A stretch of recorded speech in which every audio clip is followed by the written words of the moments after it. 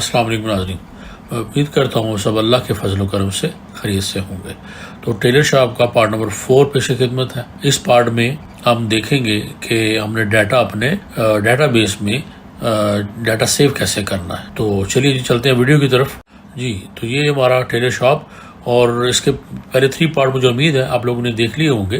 जैसा कि पहले पार्ट में हमने रिव्यू किया था इसका, दूसरे पार्ट में स्ट्रक्चर देखा था, तीसरे पार्ट में हमने अपने फॉर्म की फंक्शनैलिटी जो है वो देखी थी। ये जो फॉर्म है इसमें हमने देखा था कि सारे हमारे फॉर्म कैसे काम करते हैं, जिसके टैब कैसे यूज़ करते हैं, हमने डिफरेंट फॉर्म जो है वो डिस्प्ले कैसे करने हैं। तो आज हम देखने वाले हैं ऐड न्यू और सेव डाटा और अपडेट डाटा। इसका इन दो जो बटन्स हैं इन दोनों पे काम करेंगे और इन दो जो है इसी की बेस पे जितने भी हमारे पास बाकी 3 फॉर्म्स हैं वो सेम कोड उसका है, सिर्फ थोड़ी सी इसमें चेंजिंग है। तो चलते हैं डेवलपर की तरफ। डेवलपर से विजुअल बेसिक, इसका शॉर्टकट जैसे बताता रहता हूँ मैं Alt F11, और ये हमने इसको खोला। ये हमारा कोड है टैब्स का जो पिछली दफ़ा हमने जो देखा था। तो इसको हम करेंगे बंद और अब हम चलेंगे अपनी दूसरी माइक्रो की तरफ। अगर आप ये देखें तो हर टैब की मैंने अलग माइक्रो बनाई हुई है। ऑर्डर है, इन्फो है, एम्प्लॉय इन्फो है, आगे इनवाइस की माइक्रो है, रिपोर्ट की है और टैब्स की हम देख चुके हैं और ट्रांजैक्शन की है। तो आज सबसे पहले हमने देखनी है कस्टमर इन्फो, यानी हमारा जो मेन कस्टमर जो है हमारे पास आता है उसका डाटा जो हमने लेना है उसको डबल क्लिक कर लें या राइट क्लिक करके हम उसके व्यू पे चले जाएंगे और ये हमारे सामने सारी इसकी कोड विंडो जो है ये खुल गई। सबसे ऊपर ऑप्शन एक्सप्रेशन, नीचे हमने 3 वेरिएबल हमें चाहिए, कस्टमर रो, कस्टमर कॉलम और लास्ट रो। तो कोई भी नाम इसमें आप ले सकते हैं। तो ये हमने इसको डिफाइन कर लिया। नीचे हमारा सबसे पहले टैब है सब CUST कस्टमर अंडरस्कोर न्यू, आगे उसका ये हमारा टैब बनाएंगे विद शीट 1 जैसे कि हम हमेशा करते होते हैं और उसको एंड करेंगे एंड विद के साथ। तो ये हमारी पहली माइक्रो होगी। अब इसमें क्या करेंगे हम डॉट रेंज। अभी जितने भी अब ये सारे रेफरेंस हैं इन्वर्टेड कॉमास में इनको देना है हमने और इनके दरम्यान में कॉमा लगाना है। ये रेफरेंस कौन से हैं चल के देखते हैं। ये हमारे कस्टमर इन्फो टैब के जितने भी हमारे रिक्वायर्ड फील्ड हैं कि जब एक डाटा हम एंटर करें और उसके बाद उसको न्यू को क्लिक करें तो वो डाटा सारा हमारा ब्लैंक हो जाए, वो क्लियर फॉर्म हो जाए। तो जितने भी ये हमारे पास एंट्री फील्ड हैं जिनको हम क्लियर करना चाह रहे हैं ये उनका रेफरेंस है जो वहाँ पे हमने देना है। जैसे अब ये F11 है, इसका आप देखेंगे कि I11 है और इसी तरह ये जो है ये F13 है। तो ये डिफरेंट जो हमारे पास मौजूद हैं इनका हम क्या करेंगे, इनको हमने इन्वर्टेड कॉमास में यहाँ पे कॉमे के साथ ये सारे हमने लिख देने हैं। लेकिन अगर वो सेम रेंज में है तो फिर हम लिख देंगे कि I11 से लेके J11 तक। अगर प्रॉपर इस तरह है, अगर आपने मर्ज किया हुआ है तो उसको भी इस तरह लिखना पड़ेगा। अगर 2 सेल मर्ज है तो दोनों का रेफरेंस इस तरह देना पड़ेगा। ये सारे लिखने के बाद डॉट क्लियर कॉन्टेंट, सिंपल सा एक लाइन है कि वो जितना भी हो क्लियर हो जाए। उसके बाद dot range B10 dot value equal false. अब B10 क्या है ये अब शीट पे चल के देखना पड़ेगा। इसको थोड़ा सा करते हैं साइड पे ताकि हमें शीट नज़र आए। ये देखिए B10 क्या है, लोड कस्टमर। अगर तो कस्टमर लोड फॉल्स होगा हो जाएगा न्यू पे, न्यू होगा तो कस्टमर फॉल्स होगा और B9 डॉट वैल्यू और का न्यू कस्टमर जो है वो ट्रू हो जाएगा। और अगर इनकेस ये नहीं है तो इसका मतलब है कि वो एग्जिस्टिंग कस्टमर है, वो न्यू कस्टमर नहीं है। तो dot range F11 dot value equal dot range B11 dot value. ये जो F11 है, ये जो B11 हमारी नेक्स्ट आईडी है। तो नेक्स्ट आईडी ऑटोमेटिकली हमारे जो कस्टमर आईडी है उसमें आ जाएगी। जैसे हम न्यू करेंगे तो नेक्स्ट आईडी ऑटोमेटिकली हमें मिल जाएगी। तो एंड विद ये हमारी छोटी सी एक माइक्रो है जो कस्टमर न्यू की, ये सब बड़ी छोटी माइक्रो होगी हमारी। इसी को हम उसके न्यू बटन के साथ लिंक कर देंगे, वो देखते हैं बाद में। उसके बाद हमारी कस्टमर सेव एंड अपडेट, एक ही माइक्रो उसकी दोनों की बनी हुई है, अलग बन सकते हैं लेकिन एक ही जो है वो बेहतर है। विद शीट 1 सेम, और इसको हम एज बिल्कुल जो है वो विद किया है तो एंड विद कर लेंगे। और अब पहले हम करेंगे वैलिडेट ओवर डाटा, यानी कोई हम वैलिडेशन लगाएंगे कि if dot range B12 dot value less than 3, ठीक है, अगर लेस देन के बराबर 3 के बराबर हो या 3 से कम हो या 3 के बराबर ना हो तो क्या हो, message box please make sure to fill all required fields before saving data, exit sub और एंड इफ। यहाँ पे अगर इन केस अगर हमें ये नहीं मिलता तो ये यहाँ से यहीं पे एग्जिट हो जाएगा, आगे हमारा नहीं चलेगा। तो जैसे सेव और अपडेट यहाँ पे 3 होने चाहिए, फील्ड रिक्वायर्ड 3 होनी चाहिए। आप डायरेक्ट भी वैसे हम VBA में उसका कोड लगा सकते हैं, लेकिन ये इजी है। यहाँ पे सिर्फ काउंट का फार्मूला लगा हुआ, काउंट A का, F11, I11 और F13 आगे रेफरेंस दे दिए हुए हैं कि जो हमें रिक्वायर्ड है। वैसे तो जितनी फील्ड है सारी लिखी जा सकती हैं, लेकिन हमने जो सिर्फ 3 फील्ड दी हैं और अगर 3 फील्डों में डाटा होगा तो यहाँ पे 3 आएगा तो ये सेव होगा, अदरवाइज ये उसको सेव नहीं करेगा, हमें एरर मैसेज आ जाएगा। Now we are going to save data.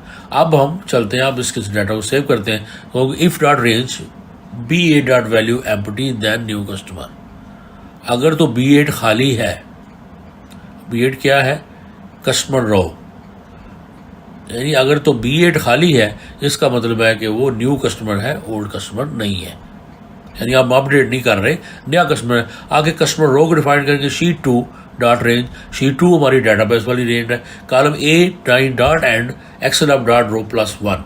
इस तरह हमें पहली जो एम्प्टी रो है वो मिल जाएगी, यानी अवेलेबल रो।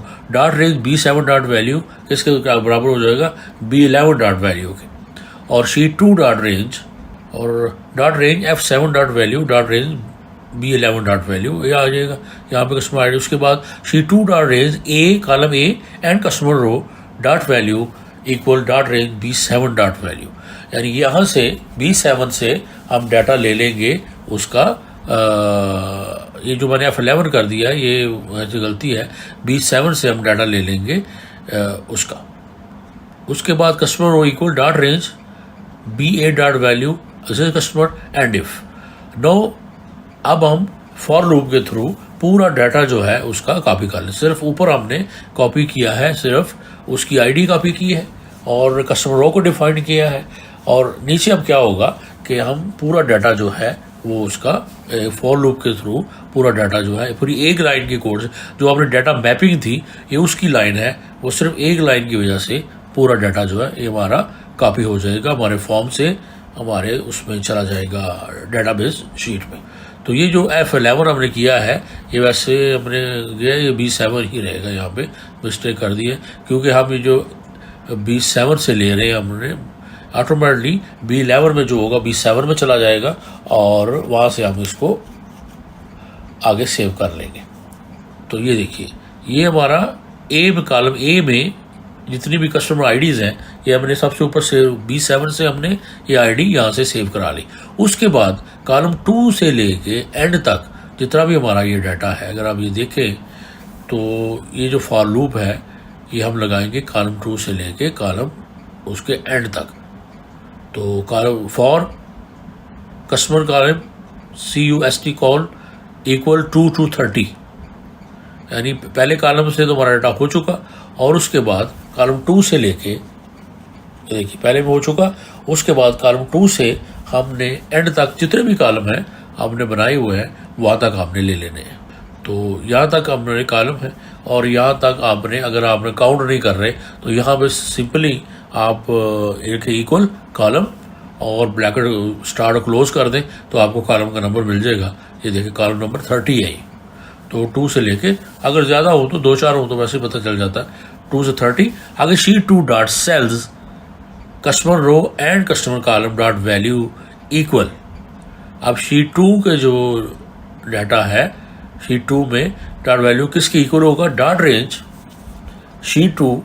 अब डॉट रेंज क्या है, डॉट रेंज हम रेफरेंस दे रहे हैं शीट 1 का, क्योंकि विद आपने किया हुआ है तो उसको डॉट कर सकते हैं आप। शीट 2 आगे डॉट सेल्स नंबर 1, ये 1 रेफरेंस है हमारे डेटाबेस की रो नंबर 1 का, कि उसका सेल जो नंबर 1 जो रो है उसको हमने मैच करना है हमने अपने इसके साथ जो शीट डॉट रेंज वाली शार्ट और डॉट कॉलम डॉट वैल्यू। उसके बाद नेक्स्ट करेंगे और एंड विद और ये हमारा सेव का कंप्लीट हो जाएगा। और उसके बाद है कस्टमर लोड का। कस्टमर लोड में भी साथ ही हम इसको करेंगे विद शीट 1, सेम यहाँ भी करेंगे और एंड विद करेंगे।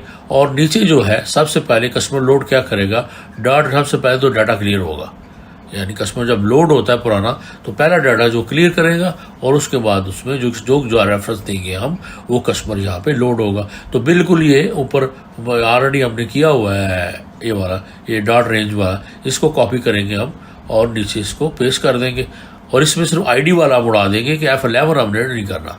और एरर रिज्यूम नेक्स्ट, अगर कोई एरर होता है तो उसको फिर भी वो आगे नेक्स्ट चल जाएगा। If dot range F11 dot value empty, अगर F11 जो है if dot range F11 empty जब मैसेज मिलेगा हमें please select correct customer ID to search, otherwise exit sub और एंड इफ, ये हमारा इफ वाला जो है ये पहली कंडीशन हमारी यहाँ पे वो स्टॉप हो जाएगी।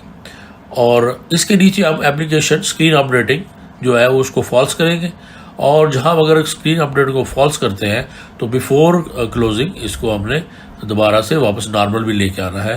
तो एप्लीकेशन डॉट स्क्रीन अपडेट नीचे ट्रू भी इसको कर देंगे, यानी एग्जिट होने से पहले इस सबसे एग्जिट होने से पहले हम इसको ट्रू भी करेंगे। ये हमने कर दिया application screen update dot equal true, ऊपर हमने फॉल्स किया है और नीचे हमने इसको एंड बिफोर यानी एंड सब हमने इसको दोबारा से ट्रू कर दिया है। और उसके बाद कस्टमर रो को डिफाइन करेंगे, customer row dot range B8 dot value, यानी B8 के अंदर जो हमारी कस्टमर रो जो भी रो होगी वो हमारी कस्टमर रो होगी। और उसके बाद दोबारा फॉर लूप, सेम ऊपर वाला फॉर लूप है dot range B8 dot value ये, उसके बाद for loop same 2 to 30 column. और ये वाला पहले आपने क्या किया था कि डॉट रेंज एंड में था, अब इस डॉट रेंज को ले आएंगे पहले और जो पहले वाला इसका पार्ट है उसको ले जाएंगे आगे। तो ये सिंपल लोड का हमारा बन जाएगा, लोड का कोड, लोड कस्टमर, यानी हम सेव वाले को ही इंटरचेंज कर देंगे तो ये लोड हो जाएगा। और लोड होगा तो हमने रेफरेंस दे दिया है कि हमें रेफरेंस मिल जाएगा कि ये न्यू कस्टमर नहीं है।